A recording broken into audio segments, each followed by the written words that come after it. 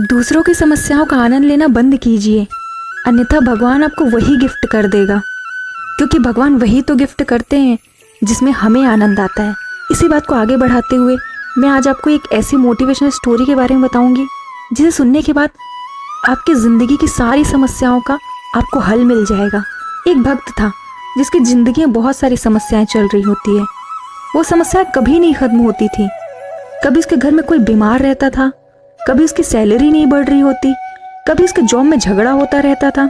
अब उसे धीरे धीरे ये लगने लगा कि सारी समस्या सिर्फ और सिर्फ उसी की लाइफ में है, बाकी सारे लोग तो खुशी खुशी जीवन व्यापन कर रहे हैं। वो ये सोचता कि मैं इतना भगवान का नाम लेता हूँ, इतनी उनकी पूजा करता हूँ, जाप करता हूँ, फिर भी भगवान मेरे साथ ही क्यों बुरा करते हैं और आसपास के लोग हमेशा मेरे खुश क्यों रहते हैं। उसके आस पड़ोस के लोग, उसके परिवार वाले हमेशा उसको समझाते रहते थे कि तुम्हारे साथ भगवान कभी बुरा नहीं करेगा, क्योंकि तुमने भगवान की इतनी भक्ति की है। लेकिन फिर भी वो भक्त समझने को तैयार नहीं था और धीरे धीरे उस भक्त की अपने भगवान से दूरी सी बनने लगी।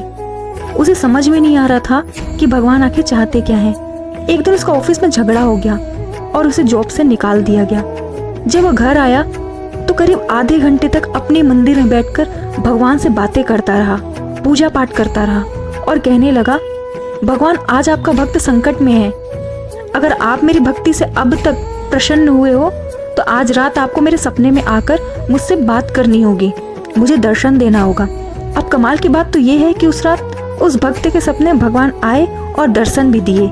जैसे ही भगवान दर्शन दिए, उस भक्त ने अपनी सारी समस्याओं का भंडार उनके सामने लगा दिया। वो बोलता ही चला गया लगातार। उसने कहा कि मैं अपने आसपास देखता हूँ जो लोग गलत काम कर रहे हैं वो लोग तो मजे में घूम रहे हैं, लेकिन मैं अच्छा काम करते हुए भी दुखी क्यों हूँ। भगवान आप मुझसे क्या चाहते हो। भगवान ने कहा, ये तो चक्र है बेटा, प्रकृति का नियम है, घूमता ही रहता है, कभी सुख कभी दुख सबके जिंदगी में लगा रहता है। भक्त ने कहा, नहीं, मुझे ये सारी बातें नहीं पता, मुझे अपनी समस्याओं का समाधान चाहिए बस। भक्त की बातें सुनकर भगवान मुस्कुराए और कहे, ठीक है, मैं तुम्हें एक समाधान बताता हूँ। अब जहाँ भगवान भक्तों को दर्शन दिए थे, उस दृश्य में एक बहुत बड़ा बरगद का पेड़ पीछे दिखाई दे रहा था। भगवान बोले, तुम्हें यह पेड़ दिख रहा है?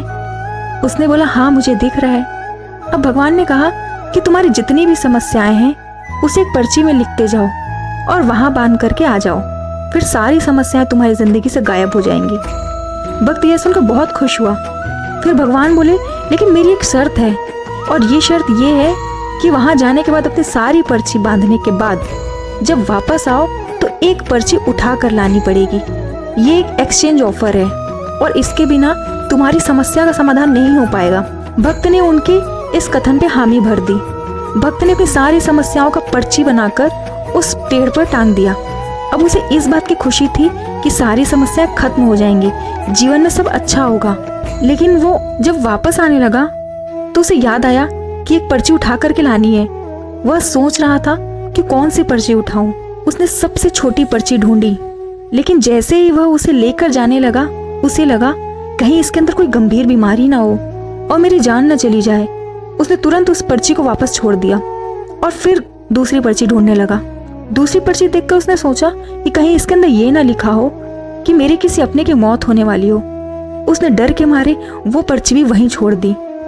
तीसरी पर्ची उठाई तो उसे मन में डर लगने लगा कि कहीं इसने ये ना लिखा हो कि मेरे करीबी को कोई बड़ी बीमारी हो जाए और पूरी जिंदगी परेशान रहे। फिर उसने उस पर्ची को ही छोड़ दिया। वो बहुत परेशान हो गया और अपने आप को लाचार महसूस करने लगा। परेशान होकर वो भगवान के पास गया और बोला, मुझे आपका ये एक्सचेंज ऑफर नहीं चाहिए भगवान, मुझे मेरी पर्ची वापस कर दीजिए। मैं उसे ही लेकर चला जाऊंगा और अपने प्रॉब्लम को खुद ही हैंडल करना सीख लूंगा और उसे लड़ना भी सीख लूंगा। मुझे आपका ये ऑफर नहीं चाहिए। भगवान मुस्कुराए और बोले, मैं तुम्हें यही बात तो कब से समझाना चाहता था, देर से ही सही तुम्हें समझ में तो आ गया।